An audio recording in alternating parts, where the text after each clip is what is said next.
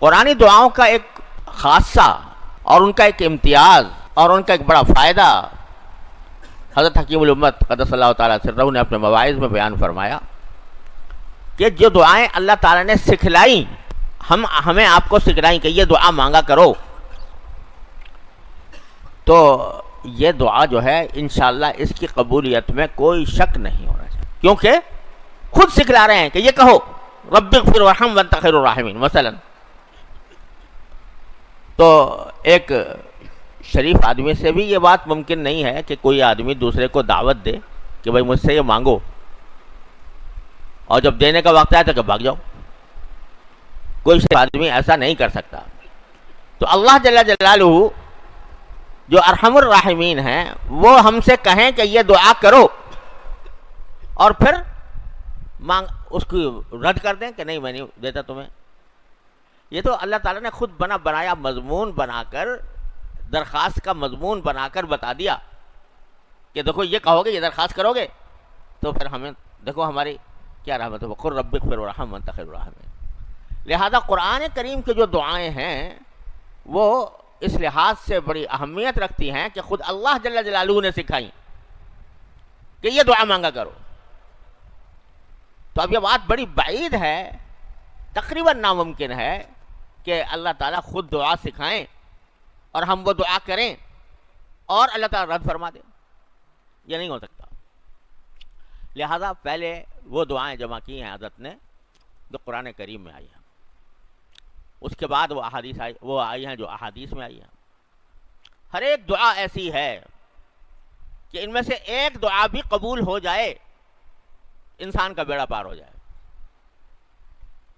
تو شروع کیا ہے مناجات مقبول کو اس قرآنی دعا سے کہ ربنا آتنا فی الدنیا حسنہ وفی الآخرۃ حسنہ وقنا عذاب النار.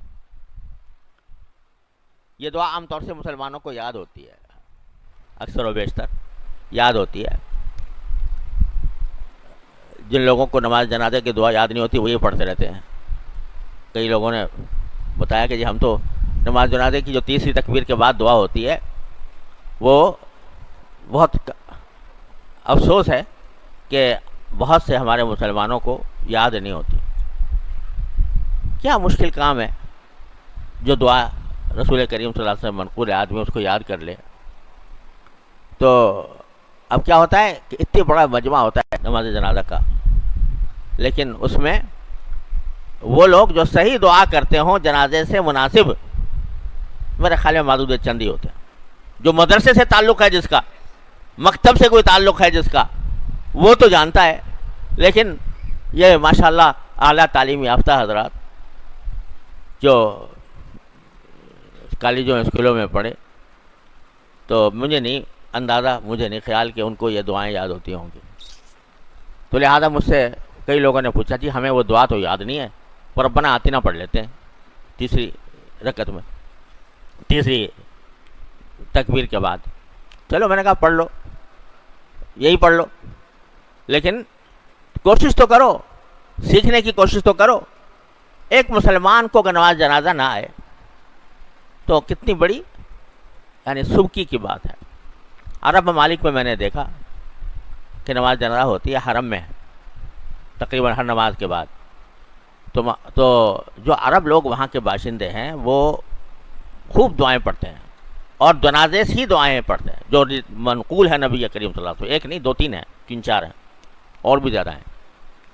ماشاءاللہ ہمارے پاکستانی بھائی جو ہیں وہ یا تو خاموش کھڑے رہتے ہیں یا ربنا آتنا پڑھتے رہتے ہیں. چلو نہ پڑھنے سے بہتر ہے. لیکن بہرحال یہ دعا اتنی مشہور ہے کہ ہر بندے کو تقریباً آتی ہے، ربنا آتنا فی الدنیا حسنہ. اور حدیث میں آتا ہے کہ نبی کریم سرورت عالم صلی اللہ علیہ وسلم کی اکثر دعا یہ ہوتی تھی، اکثر و بیشتر جو دعائیں مانگتے، جو دعا مانگتے تھے وہ یہ مانگتے تھے ربنا آتنا فی الدنیا حسنۃ وفی الآخرۃ حسنۃ وقنا عذاب النار. اور یہ دعا در حقیقت قرآن ہی کی سکھائی ہوئی ہے. سورہ بقرہ میں اللہ تبارک و تعالیٰ نے فرمایا کہ جب حاجی لوگ وہاں سے عرفات سے واپس آتے ہیں تو پھر مزدلفہ میں جو المشعر الحرام ہے وہاں پر اللہ کا ذکر کرنا چاہیے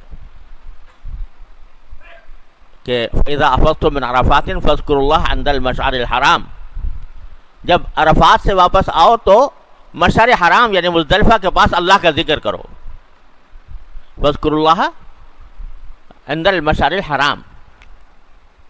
اور کذکرکم آباءکم او اشد ذکرا واذکروا اللہ کما ہداکم.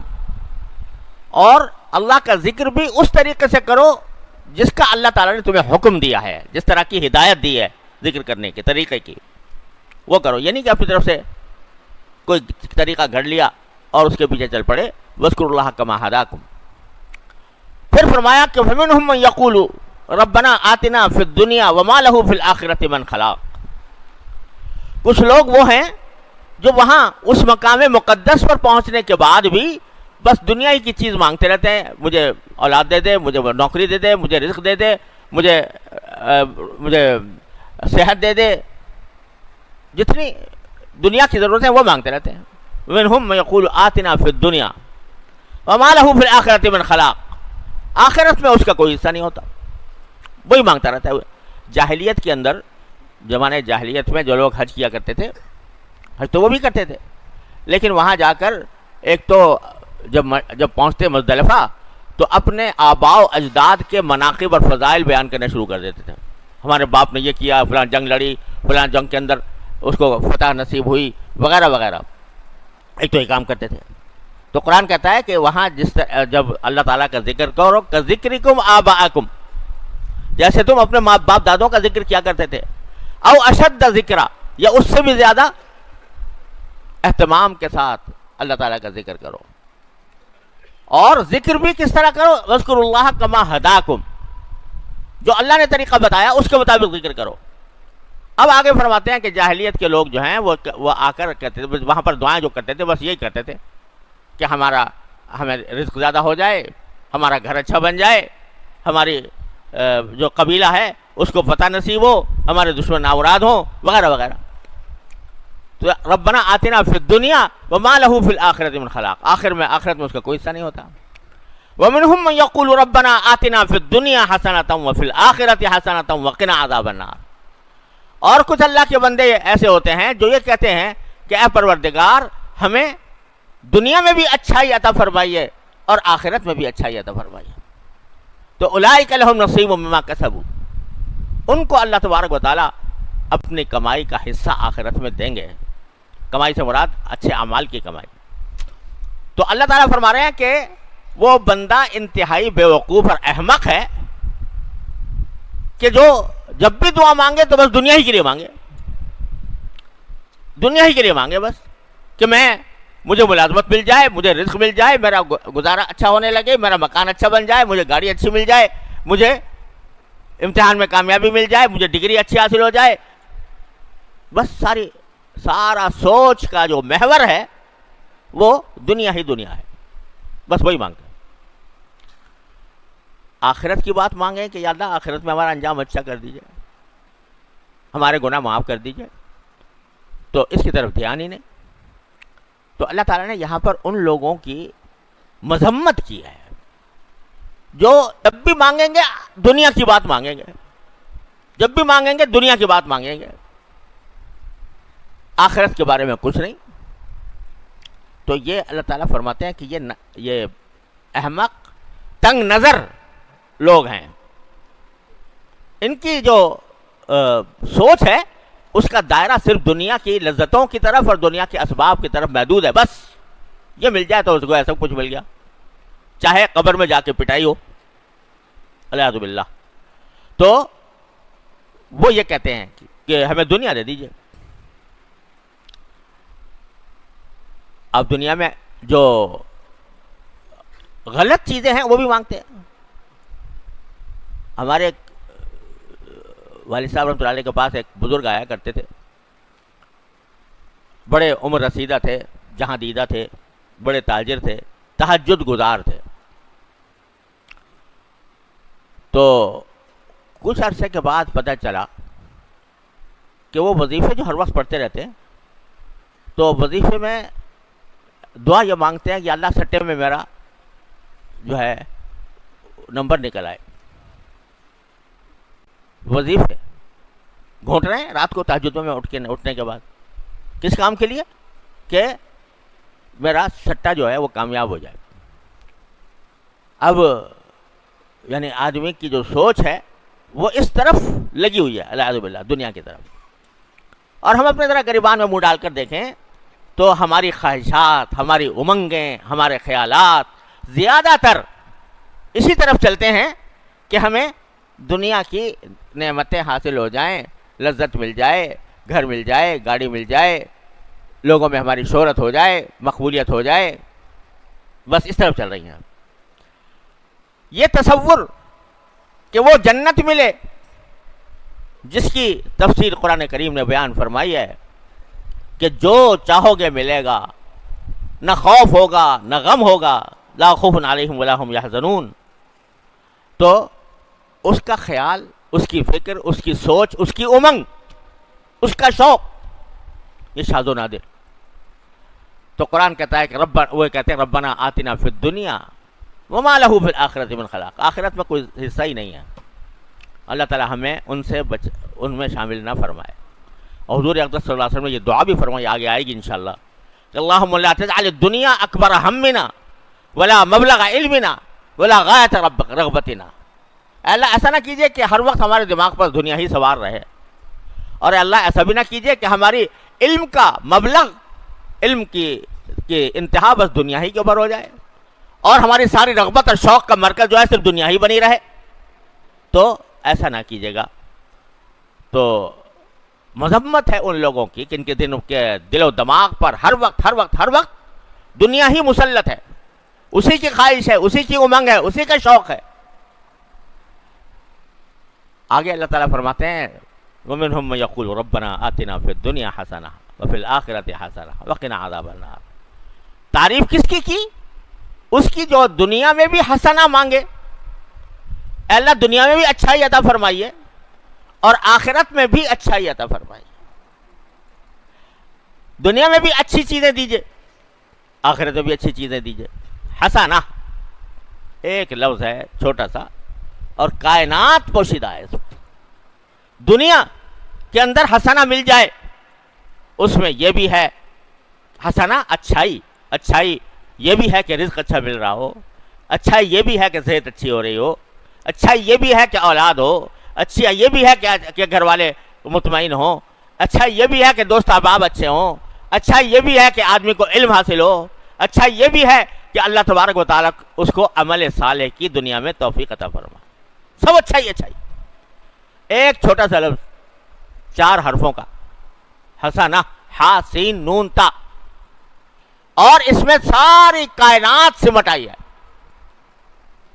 اچھا دوسری بات یہ کہ ذرا اس پر غور کرو کہ وہ جن لوگوں کی نگاہ دنیا کی حد تک محدود رہتی ہے، جب ان کا ذکر کیا ان کی دعا کا، تو وہاں پر کہا ربنا آتنا فی الدنیا وما لہ فی الآخرۃ من خلاق. وہاں حسنہ نہیں ہے، وہ تو دنیا کی اپنی مطلوبہ چیزیں مانگتے ہیں. ہمیں یہ مل جائے، وہ مل جائے، یہ مل جائے، وہ مل جائے، ہمیں اچھا گھر مل جائے، ہماری آمدنی بڑھ جائے، بینک بیلنس ہو جائے. اس میں اچھائی برائی کا تصور نہیں کہ حقیقت میں وہ اچھائی ہو، بلکہ ان کو اپنے ذہن میں کچھ مطلوبہ چیزیں گھر رکھی ہیں، وہ چاہے حلال ہو یا حرام ہو، والعیاذ باللہ، جائز ہو یا ناجائز ہو، اور وہ حقیقت میں مفید ہوں یا مفید نہ ہوں، وہ اپنی طرف سے گھر رکھی ہیں. یا اللہ دنیا میں ہمیں دے دے، چاہے سٹے کی رقم ہی دے دے، چاہے سود کی رقم ہی دے دے، لیکن دے دے، دنیا میں پیسے دے دے. ہمیں جو سکھایا قرآن نے، کہا کہ نہیں، دنیا میں ضرور مانگو، بے شک مانگو، دنیا بھی مانگو، لیکن دنیا میں حسنہ مانگو، اچھائی مانگو. اچھائی جس چیز میں ہو دنیا کے اندر اللہ وہ عطا فرمائیے. اب اچھائی جو ہے نا، یعنی اگر اللہ مال دیں آپ تو حلال دیں، رزق عطا فرمائیں تو حلال عطا فرمائیں، صحت عطا فرمائیں تو صحت ایسی ہو کہ جو آپ کے کاموں میں استعمال ہو. اللہ علم عطا فرمائے تو علم کی حقیقت عطا فرمائے. تو ایک مختصر لفظ میں دنیا کی ساری अच्छाइयाँ जमा कर दी। आप ज़रा सोचो कि अगर अल्लाह ताला हमारी ये दुआ कबूल फरमाए, रब्बना आतिना फिद दुनिया हसना, तो क्या रह गया? दुनिया के अंदर जितनी अच्छी चीज़ें हैं वो सब आ गई, और उसमें जहाँ मादी चीज़ें आ गई वहाँ रूहानी चीज़ें भी। अल्लाह तबारक व तआला हसना अता फरमाए, दुनिया में नेक अमाल की तौफीक अता फरमाए, अपने ज़ात के साथ ताल्लुक़ अता फरमाए, ताल्लुक़ मा अल्लाह अता फरमाए, अपना कुर्ब अता फरमाए, अपनी धुन में लगे रहने का जज्बा अता फरमाए। अल्लाह तबारक व तआला ये सब दुनिया में अता फरमाए। रब्बना आतिना फिद दुनिया हसना, क्या कहेगा कोई, क्या दुआ मांगेगा जो एक लफ्ज़ के अंदर कुरान ने बता दिया, रब्बना आतिना फिद दुनिया हसना व फिल आखिरति हसना, अरे अल्लाह आखिरत में भी अच्छाई दे दीजिए। क्या अच्छाई? कि जो कुछ आपने दुनिया में करने की तौफीक अता फरमाई, उसका सिला जो आपने मोमिनीन के लिए जिसका वादा फरमाया है वो अता फरमाइए। आखिरत में जन्नत अता फरमाइए, अपनी रूयत, अपना दीदार अता फरमाइए, अपनी जन्नत की नेमतें अता फरमाइए जो आपने कुरान के। रब्बना आतिना मा वअदतना अला रसूलिका, जो आपने पैगंबरों के जरिए आपने वादे फरमाए हैं कि ये दिया जाएगा, वो दिया जाएगा, अल्लाह हम वो सब मांगते हैं, वो हमें दीजिए। और फिर आखिरत या हसना, आखिरत के अंदर भी हसना दीजिए। अब हसना में भी आखिरत की सारी नेमतें शामिल हो गई। अब ज़रा सोचो कि अल्लाह तबारक व तआला ने जितनी चीज़ें उसमें जन्नत में रखी हुई हैं, तो वो तो ऐसी हैं कि जिनके बारे में हदीस में आता है कि माला आइनुन रात वला उज़ुनुन समिअत वला खतर अला क़ल्बि बशर, ना आँख ने कभी, किसी आँख ने कभी देखी, ना किसी कान ने उसके बारे में सुना, ना किसी बशर के कल्ब पर उनका खतरा गुजरा। ऐसी नेमतें। अब अगर हम यहाँ बैठ के मांगे तो अपने महदूद सोच के मुताबिक जो अच्छी चीज़ें नजर आती हैं वो मांगेंगे, या अल्लाह हमें पानी पिला दीजिएगा, हमें खाना अच्छा दे दीजिएगा, हमें जो रहाइश के आपने जन्नतुन तजरी मिन तहतिहा अनहार है वो अता फरमा दीजिएगा, ज़्यादा ये कह देंगे। लेकिन जो उसने छुपा कर रखी हुई है बंदों के लिए, लिल्लज़ीना अहसनुल हुस्ना व ज़ियादा, एक तो हुस्ना और ऊपर से कुछ और, ज़ियादा और कुछ और। अब वो कुछ और ऐसे इजमाल के साथ फरमाया कुरान करीम ने, कह रहे क्या तुम समझोगे वो क्या चीज़ है, तो हम ही जानते हैं कि क्या और क्या देंगे। हुस्ना व ज़ियादा, लहुम मा यशाऊन फीहा व लदैना मज़ीद, उनको जो चाहेंगे वो मिलेगा जन्नत में, जो चाहेंगे मिलेगा, और वलदैना मजीद, हमारे पास कुछ और भी है। क्या मतलब कि ऐसी चीज है तो तुम्हारे हाशिए ख्याल में भी नहीं गुजरी। तुम चाहोगे, क्या चाहोगे, तुम्हारी चाहत जो है वो तो अपने खुशी मादी लज्जतों की तरफ चली जाती है कि जन्नत में जाएंगे तो बड़ा मज़ा होगा, और वहाँ पर अच्छे बागात होंगे, मनाजिर अच्छे होंगे, जन्नतें होंगी, नहरें बह रही होंगी, और शहद की नहरें होंगी, और दूध की नहरें होंगी, और वो पियेंगे और मज़ा करेंगे। तुम्हारी जान तो यहाँ तक पड़ा रहता है। अरे हम कहते हैं कि लदैना मजीद, हमारे पास कुछ और भी है। वो कुछ और हसना में दाखिल है। वो हसना, रब्बना आतिना फिद दुनिया हसना व फिल आखिरति हसना। तो हम दुनिया के अंदर भी हसना मांगते हैं, आखिरत में भी हसना मांगते हैं। बताओ ज़रा, आप ज़रा सोचो कि अल्लाह ताला जब दुनिया में हसना दे दे, आखिरत में भी हसना दे दे, क्या रह गया? कोई दुनिया की आखिरत की हाजत ऐसी नहीं है जो इसमें मौजूद ना हो।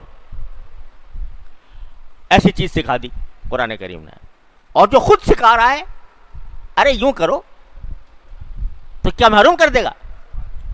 मंगवा कर कह रहे हैं कि ये वो लोग हैं अच्छे जो ये दुआ मांगते हैं कि दुनिया भी दे दे, आखिरत भी दे दे। उलाइका लहुम नसीबुम मिम्मा कसबू, उनको अल्लाह ताला हिस्सा देंगे उनकी कमाई का, तो रद्द कर देंगे? इंशाअल्लाह कभी रद्द नहीं होगी। इखलास के साथ मांगो, सोच समझ कर मांगो। रब्बना आतिना फिद दुनिया हसना व फिल आखिरति हसना।